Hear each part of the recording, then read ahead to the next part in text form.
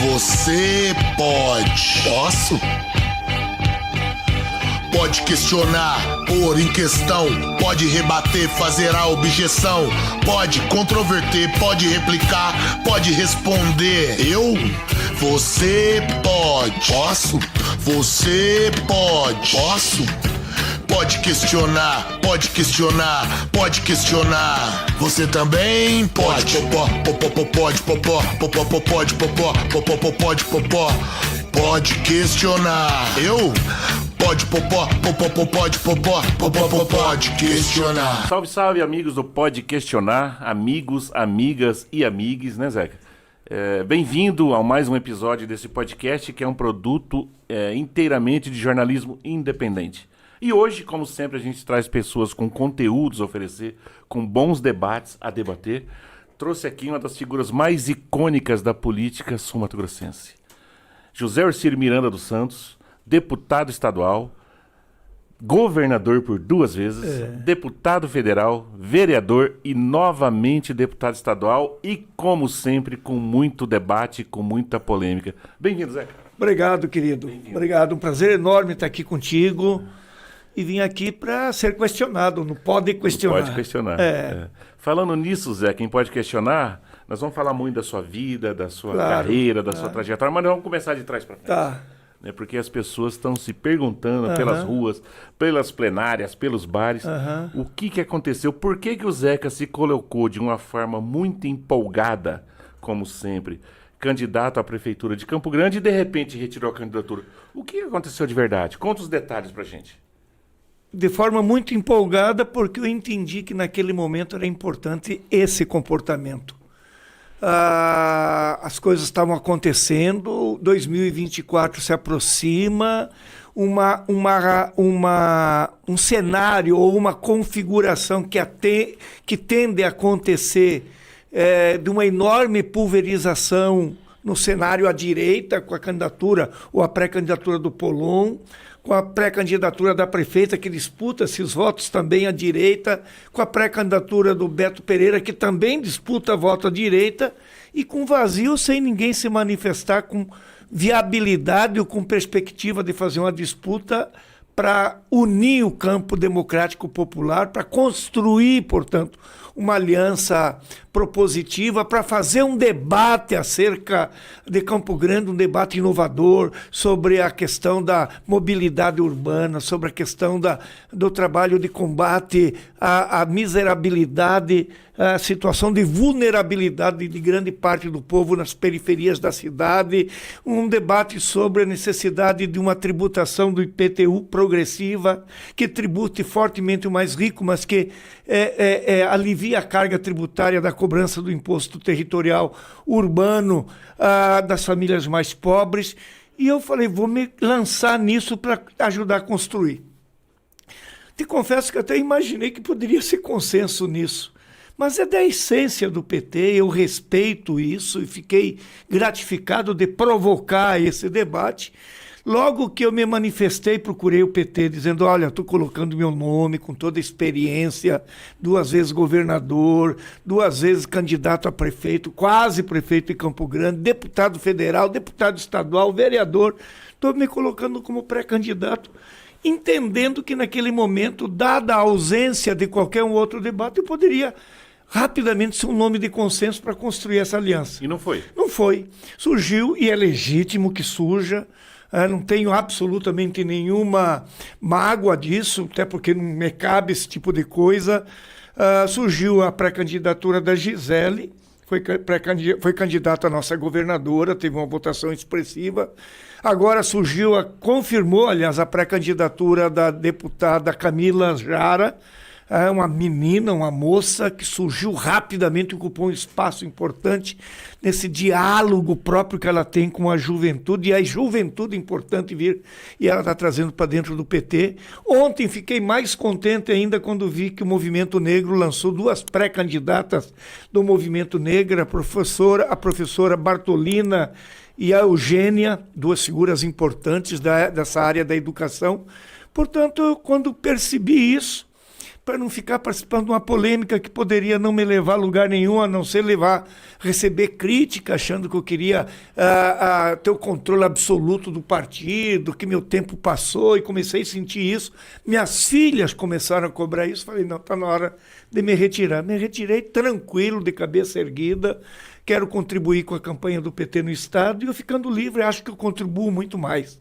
Pois é, acho que chegou a hora do PT, Roger, e estou fazendo isso pelo interior, eleger uma grande bancada de vereador, vereadora, prefeito, prefeita, vice-prefeito, vice-prefeita, e eu acho que eu contribuo enormemente com essa campanha, andando com a companheirada pelo interior do Estado. Entendi, mas a sua desistência ela veio justamente no momento em que a direção partidária, a presidência do PT local, fez severas críticas ao senhor sobre um provável ou um verdadeiro homenagem a Michel Temer.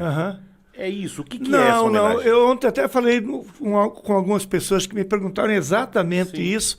Eu disse que quando fiz o pronunciamento comunicando a minha desistência da pré-candidatura, eu sequer tinha tomado conhecimento da nota que entendo infeliz por parte do presidente regional do PT. Que eu acho que se equivocou, não acredito em má intenção, acho que ele se equivocou e confundiu o meu papel como coordenador da Frente Parlamentar em defesa do caminho e da saída para o Pacífico, chamada Rota Bioceânica, que anda rapidamente no processo de asfaltamento do lado paraguaio, com a iniciativa e com recursos oriundos da Itaipu Binacional Paraguaia, e que também caminha rapidamente na construção da ponte no Rio Paraguai, com recursos da Itaipu Binacional Brasileira. E o que é essa nota? Num gesto grandioso, importante, primeiro explicar isso. Eu, quando governador, eu fui governador nos primeiros 4 anos com Fernando Henrique, conversei sobre isso com ele, depois peguei 4 anos com o presidente Lula, conversei com Lula, depois conversei com a Dilma. A verdade é que o Temer teve a ousadia ou a visão de perceber que essa saída para o Pacífico nos coloca aqui no centro do desenvolvimento econômico e social da América do Sul, o Mato Grosso do Sul. É um projeto que meus irmãos, os 2 falecidos, o Heitor e o Osório, começaram há 30 anos, muitas vezes chamado de louco, de mentiroso, que estavam enganando, e nós estamos hoje começando a materializar. Acho que mais de 2 anos nós vamos poder sair daqui, pernoitar em Murtinho, no outro dia pernoitar em Salta, na pré-cordilheira, no noroeste argentino, uma belíssima cidade, para poder chegar ao porto de Iquique ou de Antofagasta. A verdade é que, entendendo esse gesto como um gesto grande, tanto do ex-presidente Temer como do ex-presidente Marito, que hoje está entregando o cargo para o novo presidente do Paraguai, Lula, inclusive, está lá, a Assembleia Legislativa, através da Frente Parlamentar, resolveu homenagear... Frente Parlamentar que o senhor participa. Que eu participo, que eu coordeno. Que resolveu homenagear os 2 ex-presidentes pelo gesto, pela ousadia e pela coragem que tiveram, e além deles, homenagear também o ex-ministro Marum, que foi o grande articulador disso. E aí o Paulo Correia, que também é deputado e secretário da mesa, pediu para incorporar também o gesto nessa simbologia do reconhecimento, a homenagem também a pós-morte ao Heitor, meu irmão, que foi um dos idealizador disso, e o finado Osório também, irmãos 2 já, portanto, falecido. Merecida homenagem, inclusive. Merecida. O Heitor era um sonhador, né? Zé? Era um visionário. Portanto, eu acho que o presidente se enganou, entendo por aí, ficou por essa conta. Eu não tenho mais idade para ficar... Não cabe ao senhor responder, mas não caberia um pedido de desculpa do presidente do PT? Muito mais dele do que de minha iniciativa, né? Aí depende dele, que eu não acredito que venha. Enfim. Outra polêmica que o senhor se envolveu recentemente foi... O senhor é um notório, um histórico defensor das causas da reforma agrária, da agricultura familiar e das causas indígenas. Sim. Se notabilizou esse ano, inclusive, no seu mandato de deputado federal, com a ajuda, com o trabalho, com a política voltada para os povos indígenas. E recentemente houve uma outra polêmica quando o senhor contestou uma ocupação indígena em Rio Brilhante. O que aconteceu? Na verdade, aí? eu critiquei a ocupação porque achei inoportuna, inconveniente e que, portanto, por ser inoportuna e inconveniente, não trazia absolutamente nenhuma ajuda para o Lula, para o governo do presidente Lula, que estava começando. Isso já faz uns 3 meses. Lula, reiteradas vezes, tem pedindo que pretende pacificar o campo.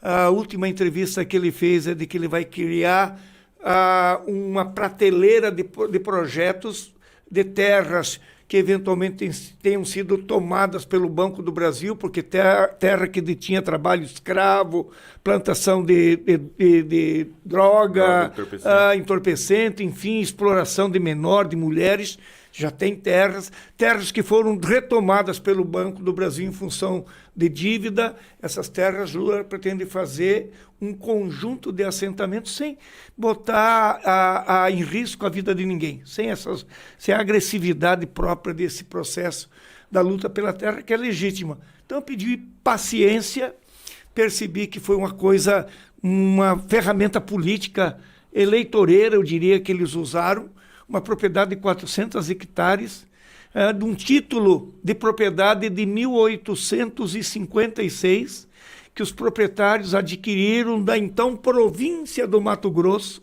e que foi sendo dividida, vendida, negociada, transferida, e a essa família, que inclusive é a família do presidente do PT de Rio Brilhante, do companheiro Raul, tem 400 hectares, do dia para a noite essa terra amanheceu invadida por um grupo de indígenas que depois se descobriu que foram trazidos de Amambai, trazidos de Dourados, trazidos de Douradina. Mais do que 20 dias já não tinha mais ninguém na área e essa família ficou impedida de poder retirar a produção que tinha de soja e tão mais impedida que ficou impedida também de fazer o plantio do milho. Portanto, eu me posicionei contra, dizendo que isso não contribui, e não contribui mesmo, para dar tranquilidade ao país, ao governo do Lula, no momento que o Lula recupera a credibilidade internacional, que o Lula reimplanta os programas sociais, os últimos foram o Mais Médico, a Farmácia Popular e a Minha Casa Minha Vida, que retoma o crescimento econômico com inflação ajustada, com o dólar caindo, com os preços da comida cada vez mais barato, o combustível, e acontece um negócio desse da forma violenta como fez, joga tudo por terra, as conquistas que o Lula tem obtido para governar e a tranquilidade para governar o Brasil. Por isso me posicionei, mas também entendo como uma coisa já superada. Perfeito. Para dar uma aliviada, você andou meio, como diz no Mato Grosso do Sul, baqueado com a saúde. Andei. Tudo bem? Está tudo bem. Eu, dia 5 de novembro do ano passado, eu fiz uma campanha com muita dificuldade, com muita dor, à base de medicamento. Essa última campanha de deputado estadual. Dia 5 de novembro, passada a campanha, eu fiz uma cirurgia, implantei uma prótese na cabeça do fêmur. Estou tranquilo, até recebi um telefonema do Lula, ficou sabendo, e é o mesmo problema que o presidente tem. E ele me ligou e falou: daí, Zeca, você fez a cirurgia do fêmur? Eu falei: fiz. Como que você está sentindo? Falei: presidente, eu só lembro que eu fiz a cirurgia quando eu tomo banho e vejo a enorme cicatriz que ficou da cirurgia na perna. E quanto tempo você levou para se recuperar, para andar? Eu falei: em 15 dias o senhor vai andar. Evidentemente que depende do cuidado com fisioterapia, com a qualidade do material ou da prótese que vai implantar, mas ele vai ter toda essa tranquilidade. Depois disso, voltei ao normal, hoje não sinto dor, e falei para ele: presidente, o senhor não, essa dor não vai passar, a saída é a cirurgia. Né? E aí, em março, tive um problema cardíaco, fui parar na Cacemes, fiz 6 implantes de stenter no coração, também tranquilo, estou com atividade física normal, faço 45 minutos de esteira todo dia, faço abdominal, vou para o interior, exerço a minha atividade política com toda tranquilidade, com toda normalidade. Esse telefonema do presidente Lula para tratar da questão de saúde demonstra a amizade que os senhores têm. Bastante, e também ele aproveitou para me dizer o seguinte: ô Zeca, eu quero ir aí, eu quero ir lá ver a ponte, eu quero ir lá ver a ponte do Rio Paraguai. Falei: vem, vamos combinar, só se eu me falar. Vamos comer um peixe, que Lula já passou carnaval em Murtinho, já estou pescando por lá várias vezes. Aí falei: vem, vamos comer um peixe lá, ficamos de combinar. Eu presumo que ele venha antes da cirurgia. Ele me falou, eu opero, já tomei uma decisão, eu opero, eu coloco a prótese em outubro. Como ele vai fazer em outubro? Eu acho que ele está para marcar, talvez até esteja combinando com o novo presidente do Paraguai, ele está lá em Assunção, nesse momento na posse, para fazer uma visita junto, né? Porque ele não conhecia essa história, no nível que está, com o processo da rota.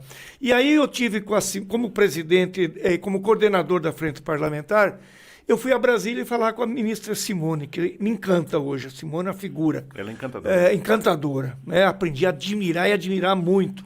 Acho que ela teve um papel corajoso, determinado, valente, tranquila e, portanto, um papel muito grande na eleição do Lula no segundo turno. Né? Lula tem por ela um enorme carinho. E aí fui conversar com ela, falei, ministra, eu trouxe aqui um dossiê da história da bioceânica, com o que já asfaltou no Paraguai, como que está, que nível que está a construção da ponte no Rio Paraguai, e queria lhe pedir que a senhora fizesse duas coisas. Primeiro, constitua um grupo de trabalho, chame as universidades, tanto a Universidade Estadual como a Federal do Mato Grosso do Sul e as outras, se quiser, para incorporar esse grupo de trabalho, para poder fazer um acompanhamento da implantação da rota. Porque, Roger, e disse isso a ela, se é verdade e que a bioceânica nos coloca no centro da América do Sul, se é verdade que vai trazer um enorme processo de desenvolvimento econômico, vai trazer por si só também enormes desafios do ponto de vista social e ambiental. Fala-se em 1.000 caminhões aproximadamente por dia subindo e descendo para os portos do Chile. Imagina o que pode acontecer com exploração sexual de meninas, de mulheres, de jovens. Imagina o que pode acontecer com a droga. Imagina o que pode acontecer com o trabalho escravo. Imagina o que pode acontecer de ordem ambiental. E a Simone se sensibilizou. Ela já tem uma comissão, falou em ajustar isso, até porque também vai ter que fazer o acompanhamento para a implantação do sistema aduaneiro, de fiscalização, de controle sanitário do que entra, do que sai. Isso é próprio, facilitar as coisas, mas com os cuidados que tem que ter. E aí falei para ela, leva para o presidente Lula, e ela levou. E é por isso que o Lula me ligou dizendo, olha, eu quero ir aí para fazer essa conversa e visitar a ponte. Então, acho que muito provavelmente, logo, logo, nós tenhamos a presença do presidente Lula aqui. E essa antiga amizade, companheirismo com o presidente Lula, nesses 3 mandatos que ele já está completando, nunca lhe rendeu um convite para o Ministério? Rendeu. Qual? Eu encontrei com Lula quando concluí meu segundo governo, em 2007. Sim. Terminou o governo aqui, eu passei para o ex-governador André Putinelli e fui a São Paulo, na praia. E estava lá, Lula ficou, não sei como que ele ficou sabendo que a gente estava lá, eu e Gilda, das crianças. Facebook. Um belo dia, dona Marisa, finada Marisa, liga para a Gilda, convidando a gente para ir até o forte, onde estavam hospedados da Marinha. Fomos para lá, jogamos baralho, fomos pescar, eu e ele, ficamos até a noite. Quando a gente estava voltando para o local onde ele estava hospedado, ele falou, Zé, e agora? O que você está pensando? Não quer vir trabalhar? Falei, presidente, vamos fazer o seguinte. Naquela época, o Zé Dirceu estava pilotando o entendimento com o MDB para ter maioria no Congresso. Falei, acerta primeiro com o MDB, a gente volta a conversar. Nunca mais conversamos sobre isso, acabou o governo. E agora eu já estava aposentado, na verdade, né? Eu estava morando lá no sítio, onde a gente produz peixe, produz frango em cativeiro, eu e Gilda. Isso foi em 2021, final de 2021. Um belo dia, um sábado, nós estávamos lá andando, tocou o telefone, era ele. O que você está fazendo? Eu falei, estou morando aqui no sítio. Onde que é isso? Falei, 100 quilômetros de Campo Grande. O que você faz aí? Estávamos conversando. 2 irmãos bonitinhos. Em 2 irmãos. Aí ele falou, preciso falar contigo. Eu falei, tá, o senhor me avisa quando? Logo depois mandou a assessoria dele me chamar, teve um encontro dele como candidato já a presidente, bem ranqueado na pesquisa, com a bancada federal do PT e de partidos aliados. Ele me falou, mas isso não é só com os deputados? Falei, não, você está convidado. Tá bom. Ele me pegou e fomos almoçar. Ele e a atual mulher dele, a Janja. E aí ele perguntou, e daí, você vai vir para cá, vai ser senador? Eu falei, não vou ser, não, nem deputado, nem senador. Por quê? Eu falei, porque eu já cumpri meu papel. essa etapa já está cumprida. Eu vou ajudar o senhor, sendo candidato a deputado estadual, para fazer uma bancada. Acho que eu contribuí, elegemos 2 deputados, né? A Camila e o Vander, elegemos 3 deputados estaduais, e aí volta na história da chapa competitiva. Se nós tivéssemos mais uma candidatura com 5 mil votos, nós fazia 4 deputados. Eu fiz 47 mil votos, Pedro Kemp fez 27 mil votos, finado e saudoso Amarildo fez 17 mil votos, daí vem a deputada que assumiu no lugar dele, a Gleice, com 9 mil votos. Uma diferença, um fogo. E aí o próximo é o presidente do PT, Humberto Maducci, com 5 mil votos. Aí tudo com 2 mil, 3 mil votos. Não elege. Não faz bancada. Não faz bancada. Aí fica dependendo de um, de outro, né? Então, acho que é importante a gente trabalhar já no fortalecimento do PT para até 2026 nós poder ampliar nossa bancada. Olha o que o Lula está passando. De 513 deputados, o PT tem 70. E tem que conversar com as bancadas conservadoras. Tem que entregar o povo que elegeu, então não governa.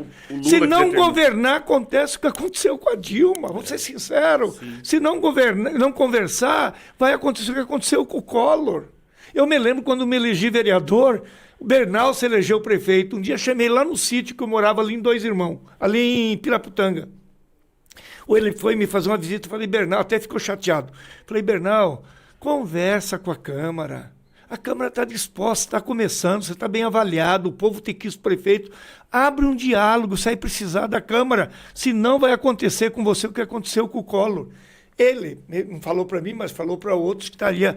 Ficou chateado porque achou que eu estava chamando ele de Collor, estava fazendo uma coisa. E deu nisso. No último dia, já desesperado, pediu para mim ir para a tribuna defender ele. Eu viajei à noite de Murtinho para cá, naquela época minha mãe ainda estava viva, para me defender, mas não tinha mais jeito. Foi o que aconteceu com a Dilma. Eu era deputado federal, a Dilma nunca conversou com a bancada. Na boa. Um dia apareci lá no lançamento de um plano safra, Zeca, porque ela me conhece. Claro. Ela vinha para cá, nós ficamos hospedados em Bonito, no hotel, numa pousada, eu, Gilda, ela, Lula e Dona Marisa. Zequinha, o que você está fazendo aqui? Eu falei, sou deputado. Fazia 3 anos, ela não sabia. Aí não governa, né, cara? O senhor falou dessa articulação do Zé Dirceu naquela campanha para trazer o PMDB, e isso teve um sucesso. Teve. O PMDB hoje, ou antes, é um aliado fundamental do PT, acho que com exceção daqui, no Rio Grande do Sul e no Pernambuco, se não me engano, algumas localidades. Aqui não, nunca. Né? E existe muita mágoa de 96, daquela campanha? Não existe mágoa. Da minha parte, o que existe é a compreensão exata de que o André joga da forma mais suja possível, custe o que custar, para ele derrotar alguém. Eleitoralmente derrotar. Foi o que ele fez em 96. Você sabe, lembra da Kombi, com a cruz, tudo de preto, imputando ao PT a nossa campanha. Eu era candidato a prefeito, a morte de um menino num palanque lá na Copa Vila 2. O que ele fez na exploração dos votos de gente morta. Hoje você sabe que ele perdeu aquela eleição por 12, 15 mil votos. Nos ganhou por 411 voto comprado, no maior esquema que até hoje não foi julgado. Em 98, o povo reconheceu a injustiça e me elegeu governador. Em 99, quando assumi o Estado, Rogério, o Estado devia 4 folhas. Os professores viviam na Afonso Pena, as famílias do segurança da polícia batendo panela, sobrevivendo à custa de parente. Em 8 anos, botamos o Estado em dia. A arrecadação se multiplicou por 6. Zeramos as dívidas do Estado. Criamos o Fundersul, que hoje tem um orçamento de 1,5 bilhão. O FIS, o FIC, para a cultura, Festival América do Sul, Festival do Bonito, tudo marca nossa. Temporadas populares. O FIC, o FIS, o FIE no esporte. Pergunta para as federações, nunca receberam tanto dinheiro e valorizada como foi no nosso governo. E o FIS que garantia 100 mil famílias, uma cesta de alimento, bolsa escola, segurança alimentar, cursinho popular, bolsa universitária. Entregamos o Estado para ele em pé. Sabe o que ele fez? Inventou uma história com uma fita gravada, que depois se sabe que foi comprada, e foi lá negociar com alguns promotores de má fé que ele dominava, eu sei disso, posso até dar o nome, e ele pediu a minha prisão depois que saí do governo. Foi um desembargador amigo meu que me contou, falou, eu não dei porque sabia da tua honestidade. Ora, se esse cara tem esse comportamento, canalha, bandido, de má fé, eu não posso me conceber numa aliança política com esse tipo de gente. Tenho o maior carinho, maior relação, a melhor possível com a bancada do MDB na Assembleia. Tenho um carinho, um respeito enorme pelo Mock. O Mock é uma figura querida pelos outros dois deputados, o Márcio e o Renato Câmara. O Renatinho, figura, fui deputado com o pai dele. Nelito. Agora, com o Nelito. Agora, com o André, não. Aí não me peçam que eu não tenho condições de fazer sob pena de reconhecer que o que ele fez foi justo, e não foi. Só um parentezinho, não é? Como que o senhor explica a ironia do Fundersul, o imposto sobre os produtores de gado? Que é o mais justo, né? Porque Então, tributa mas quem como tem que mais. Ter sido criado por um homem de esquerda e mantido por dois governos Pois de é, grandes ninguém fazendeiros? fala nada. Eu até brinquei com o Riedel. É uma ironia, Você né? sabe que quando eu criei o Fundersul, nós criamos nosso governo, o Riedel, o atual governador, que eu tenho um carinho enorme, ele era o presidente da FamaSul. Eu falei, Riedel, você lembra que você entrou na justiça e perderam lá na Suprema Corte? Ele falou, Zeca, nem lembra, porque o Estado não Nem consegue, nem lembra, porque o Estado não consegue mais viver sem o Fundersul. Sabe qual que é a previsão da receita do Fundersul para o ano que vem? 1,5 bilhão. O Goiás já criou, os fazendeiros foram contra. Goiás governado pelo criador da UDR. Goiás criou, Paraná criou e outro Mato Grosso já criaram. E vai criar, vão criar, porque é a alternativa para fazer o que o governo tem feito. Particularmente o Reinaldo e o Riedel fizeram muito asfaltamento. E eu disse para o Riedel, eu quero uma parte do Fundersul que eu criei, portanto, ninguém tem mais autoridade para falar de Fundersul do que eu, uma parte disso para me asfaltar. As estradas de acesso a núcleos da agricultura familiar, quilombola, indígena e assentamento. Uma delas que nós queremos é lá em Nova Andradina, na tua cidade, lá na Teijin. Imagina Histórica. cortar a Teijin pelo meio com uma estrada asfaltada, vai permitir eles tirarem a produção com tranquilidade para levar para a cidade e comercializar. É isso que precisa a agricultura familiar. O mesmo apoio, o mesmo incentivo que os grandes fazendeiros têm. E é importante que os fazendeiros tenham. Produz a commodity que exportada gera a entrada de dólares, mantém a balança comercial. Agora, quem produz a comida, e a comida de boa qualidade, que vai para a mesa nossa todo dia, é basicamente a agricultura familiar. Perfeito. Para terminar, como é que tá a vida de avô? Quantos netos? 5 netos. Tudo botafoguense? Não, nenhum. Nenhum. O Pedro Orcílio, que eu tentei fazer botafoguense de qualquer jeito, eu tive que me render democraticamente. Claro. E a semana passada mandei encomendar um agasalho lindo com o símbolo do Corinthians e entreguei para ele. Agora tem o Calil mais novo, né? São 3 meninas e 2 meninos. Calil vou tentar domesticar, doutrinar. Perfeito. Zeca do PT, José Ciro Miranda dos Santos, deputado estadual, figura histórica da política mato-grossense. Obrigado pela visita e o bom papo aqui no Pode Questionar. Volte sempre. Obrigado, estou à disposição. Prazer enorme estar aqui com vocês. E a todos vocês, amigos do Pode Questionar, até uma próxima oportunidade. Obrigado, gente.